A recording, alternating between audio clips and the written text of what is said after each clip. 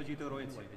এরই ধারাবাহিকতায় 9 পদাতিক ডিভিশনের তত্ত্বাবধানে 99 কম্পোজিট ব্রিগেডের অধীনস্থ 15 ব্যাটালিয়ন ফরিদপুর জেলায় দায়িত্ব পালন করছে।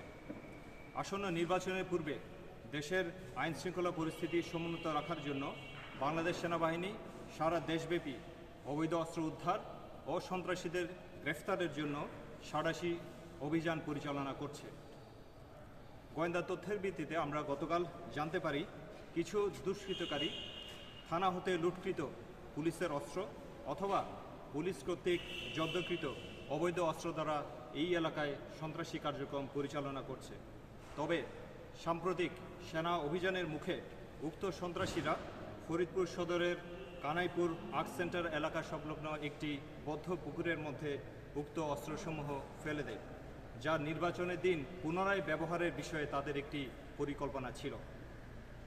আজ সকালে ফরিদপুর আর্মি ক্যাম্পের ক্যাম্প কমান্ডার মেজর সোহেলের নেতৃত্বে ফায়ার সার্ভিস ও স্থানীয় পুলিশের সহায়তায় আমরা একটি বিশেষ অভিযান পরিচালনা করি।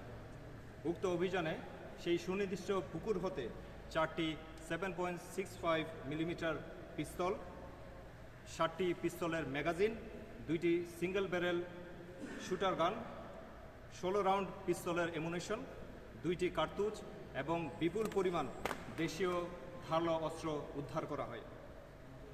বাংলাদেশ সেনাবাহিনী দেশের সার্বিক নিরাপত্তা এবং মাদক ও সন্ত্রাসমুক্ত সমাজ গঠনের ব্যাপারে নিরলসভাবে কাজ করে যাচ্ছে।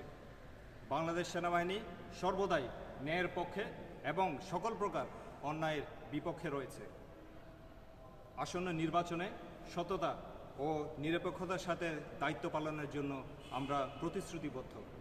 এ ব্যাপারে স্থানীয় জনগণ, বিশেষত আপনারা সাংবাদিক ভাইদের সহযোগিতা একান্ত কাম্য। অবৈধ অস্ত্র ও সন্ত্রাসীদের ব্যাপারে আপনারা তথ্য দিয়ে আমাদের সহযোগিতা করবেন, এই আশা আমরা রাখি। সকলকে ধন্যবাদ।